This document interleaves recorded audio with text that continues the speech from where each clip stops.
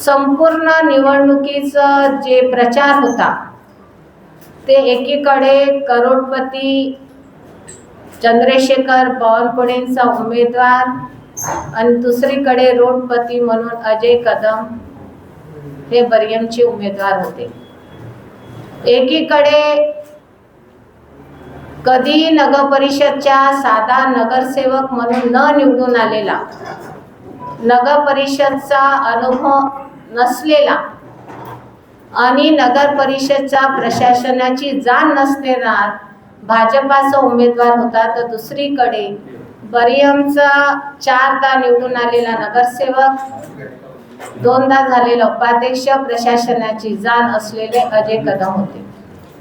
एकीकडे भाजपाने कार्यकर्त्यांना महत्त्व न देता आपल्या स्वतःच्या बिझनेसमध्ये असलेला बिझनेस पार्टनर, ज्याला तुम्हाला चांगल्या शब्दात, सोपी शब्दात अगदी सहज समजता येईल, तर त्याला एक परिभाषा, एक शब्द आहे, ते म्हणजे दलाल।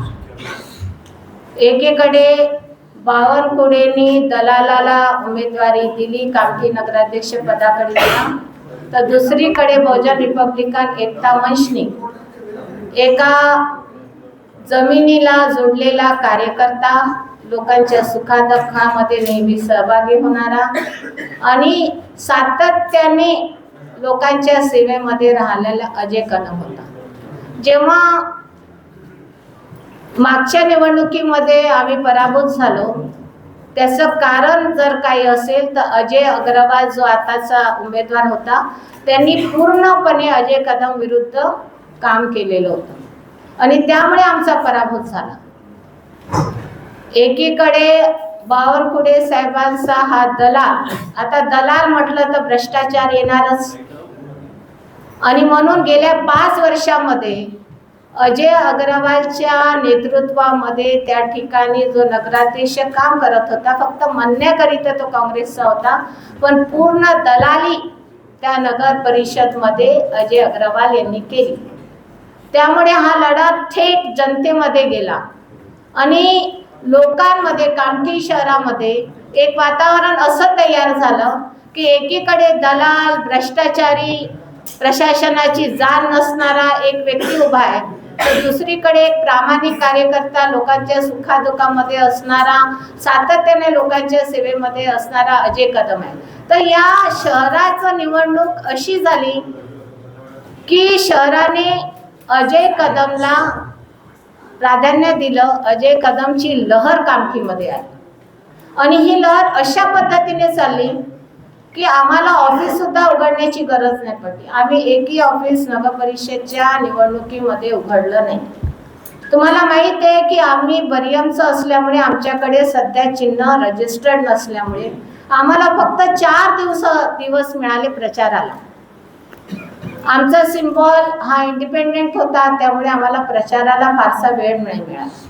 पण मी पहिल्यांदा असं बघितलं आहे, माझा जन्म कामठीत झालाय, माझं कर्मभूमी कामठी आहे, पण अशा पद्धतीचं अजय कदमची जी लहर होती कामठी शहरात, म्हणजे कोणत्याही समाजामध्ये जा, मग ते आंबेडकरी समाजामध्ये जा, मुस्लिम बांधवांमध्ये जा, हिंदू बांधवांमध्ये जा, प्रत्येक जण म्हणत होता की एक कार्यकर्ता जो आमच्या सोबत राहतो, सुखादुःखामध्ये राहतो, त्या कार्यकर्त्याला आम्ही स्वतःहून निवडून देणार। आणि दुसरीकडे चंद्रशेखर बावनकुळेचा जो दलाल होता, त्याबद्दल प्रचंड नाराजी संपूर्ण कामठी शहरात होती, कारण अजय अग्रवालला कोणी बघितलंच नव्हतं। अजय अग्रवाल लोकांच्या सुखादुःखात कधी गेलेला नव्हता। फक्त बावनकुळेचे जे पैसे, 2 नंबरचे कमवणारे जे पैसे आहेत, त्याचा फक्त तो रखवाला होता। त्यामुळे प्रचंड असं कामठी शहरामध्ये वातावरण अजय कदमच्या बाजूने जेव्हा दिसायला लागलं, तेव्हा बावनकुळे साहेबांना वाटलं की आता आपल्याला दुसरा पर्याय नाहीये, म्हणून त्यांनी बोगस मतदानाचा एक नवीन जो उद्योग आधी त्यांनी केलेला होता। खरं म्हटलं की माझा व्हिडिओ फार व्हायरल झालेला आहे, ज्यामध्ये मी स्वतः म्हटलेलं आहे की प्रत्येकांना 10च्या नंतर, रात्री 10च्या नंतर 2:30 ते 3 वाजेपर्यंत चंद्रशेखर बावनकुळे 3 दिवस सातत्याने कामठीमध्ये फिरलेत आणि प्रत्येकांच्या जे लोक, मग ते साधे दुकानदार असतील, संस्था चालक असतील, एखादा व्यापारी असेल, त्याला जाऊ त्यांनी धमक्या दिल्या की जर तू यावेळेस भाजपाच्या नगराध्यक्षाला मतदान केलं नाही तर तुझं दुकान बंद केलं जाईल, तुझ्या संस्थेवर कारवाई केली जाईल. अशा पद्धतीची दहशत निर्माण केली ना बावनकुळे साहेबांनी. त्यामुळे मी माझा व्हिडिओ तिथे व्हायरल केला आणि मी बावनकुळेला म्हटलं की तुम्हाला मंत्रिपदावर असताना तुम्ही एक संवैधानिक पदावर आहात, तुम्ही एक मंत्री म्हणजे सरकार. या भाजपाच्या सरकारमध्ये त्यांना माहीतच नाही की आपण काय आहोत. ते विसरून गेले की एक संविधानिक पदावर असणारा जो व्यक्ती असतो तो फार जबाबदार असतो. पण त्यांना ते विसर पडलं आणि नंतर असं झालं की त्यांनी जे बोगस मतदानाचं एक रॅकेट सुरू केलं. हे बघा, मी त्यांच्यासोबत होती मागच्या निवडणुकीमध्ये विधानसभेमध्ये आणि मला हे वॅकेटच्या भानगडीत काही समजत नाही आणि मला ते काय माहीत नाही आणि मी त्याच्याकडे लक्ष दिलं नाही. पण राहुल गांधी जेव्हा दिल्लीवरून म्हणत होते, राहुल गांधींनी जेव्हा हे व्होट चोरीचा विषय जेव्हा आणला समोर, तर व्होट चोरीचा विषय मला काही तेवढं लक्ष द्यायला वेळ नव्हतं, मी काय लक्ष दिलं नाही. पण राहुल गांधींनी जे म्हटलं की कामठी विधानसभेमध्ये व्होट चोरी झाली, ते सिद्ध कामठी नगर परिषदच्या निवडणुकीमध्ये झालेलं आहे. ते सिद्ध झालेलं आहे की ज्या पद्धतीने बोगस व्होटाचं या ठिकाणी थैमान माजवलं गेलं, मोठ्या प्रमाणामध्ये पैशाचं वाटप करण्यात आलं. गरीब लोकांना, झोपडपट्टीमध्ये राहणाऱ्या लोकांना आधार कार्ड मागायचं, हे 5,000 रुपये घे, हा आधार कार्ड तुझा दे आणि तुला आता मतदान करायचं नाही. जेव्हा तू मला बोट दाखवणार की तुझं मतदान नाही, तेव्हा हे तू आधार कार्ड. हे काय निवडणूक होऊ शकते? अशी काय निवडणूक होते? बाबासाहेब आंबेडकरांनी संविधानिक अधिकार दिले आहे मतदानाचा आणि मतदानाचा असा खेळ रचवलेला आहे भाजपाच्या लोकांनी. मला इतकं वाईट वाटलं. मी इतके वर्ष, गेले 40 वर्षापासून मी सामाजिक कार्यात आहे, अनेक निवडणुका मी बघितल्या, पण मी अशा पद्धतीच्या इतक्या खालच्या स्तरावर जाणारी निवडणूक आजपर्यंत बघितलेली नाही. इतके लाचार झालेले लोक मी आजपर्यंत बघितलं नाही. आणि म्हणून कामठीच्या जनतेने हे सर्व लक्षात आल्यानंतर आम्हाला आजही विश्वास आहे की आम्ही निवडून आलेलो. एक हे प्रकरण झालं. मग त्यांनी काय केलं की निवडणुकीला कसं आपल्याला पुढे नेता येईल म्हणून त्यांनी आपल्याच नगरसेवकांना पुढे करून पिटिशन दाखल केली आणि 3 प्रभागामध्ये निवडणूक ही पुढे ढकलण्यात आली. बरं, तिथपर्यंत ठीक होतं. त्या 3 प्रभागाच्या निवडणुका नंतर होती. मग तुम्हाला निवडणूक जर पुढे न्यायची होती तर सर्वच निवडणुका पुढे न्यायच्या होत्या किंवा सर्व निवडणुका घेऊन त्या 3 प्रभागाचं निकाल थांबवता आलं असतं, पण ते केलं नाही. मग आता ते प्रभागाच्या 3 निवडणुका नंतर होणार. बरं, तिथपर्यंत ठीक होतं. आम्ही प्रचार करून राहिलो, मतदान करून राहिलो, तर आमच्या कानावर बातम्या येऊन राहिल्या की जी मतमोजणी आहे ती 3 तारखेला होणार होती, ती 21 तारखेला होईल. म्हणजे व्हॉट इज गोइंग ऑन? काय सुरू आहे? लोकशाहीची हत्या करून राहिले. डेमोक्रॅटिक कंट्रीमध्ये अशा पद्धतीने निवडणूक आयोगाला आपल्या हाताशी धरून ज्या पद्धतीने मनमानी सुरू आहे, याचा मी निषेध करते. आणि मला या ठिकाणी एवढंच सांगायचं आहे, आम्ही खूप सारी तयारी करून पेनड्राईव्हमध्ये सर्व तुम्हाला व्हिडिओ दाखवायला आणलेला आहे. ती जी घटना झाली ना मतदानाच्या दिवशी, आम्ही मतदानाच्या केंद्रामध्ये जात असताना एकही मतदान केंद्र असं नव्हतं की ज्या ठिकाणी तक्रार नसेल.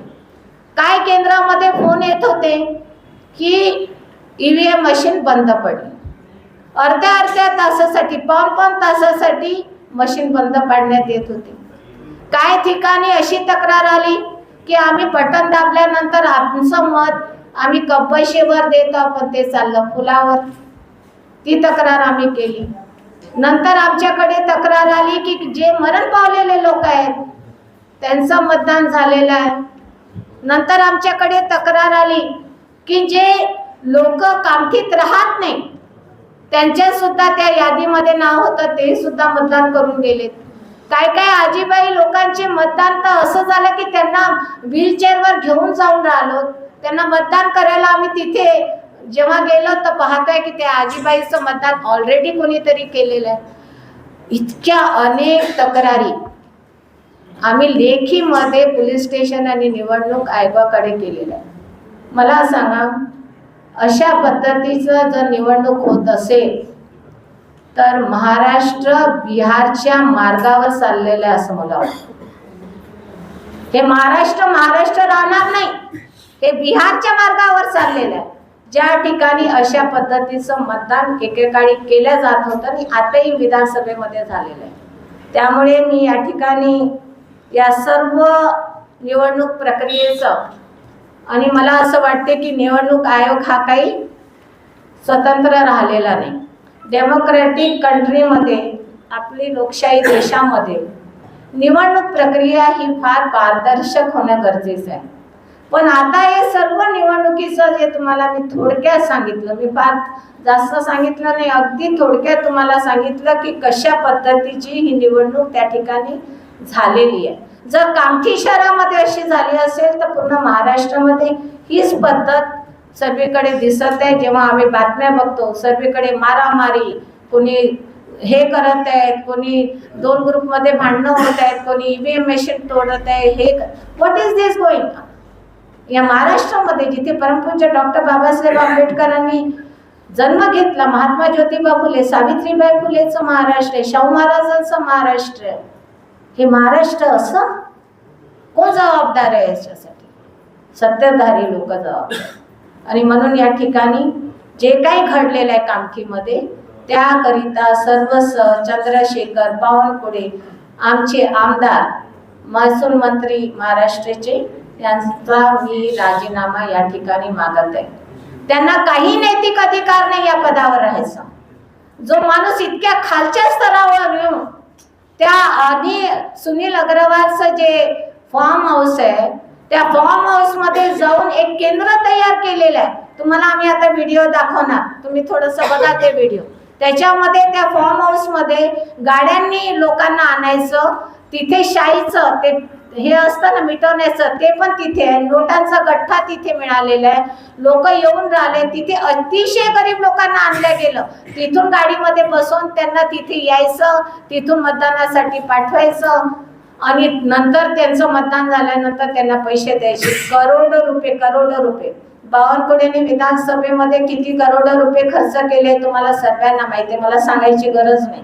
बावनकुळे निवडणूक बिना पैशाने निवडून येऊ शकत नाही. बावनकुळेची निवडणूक केव्हाही ते जिंकले असतील तर त्यांनी फक्त मताचं विभाजन करून ते जिंकून आले. त्यांनी कधी कामाच्या भरोश्यावर मतं मागितले नाही कामठीच्या लोकांना.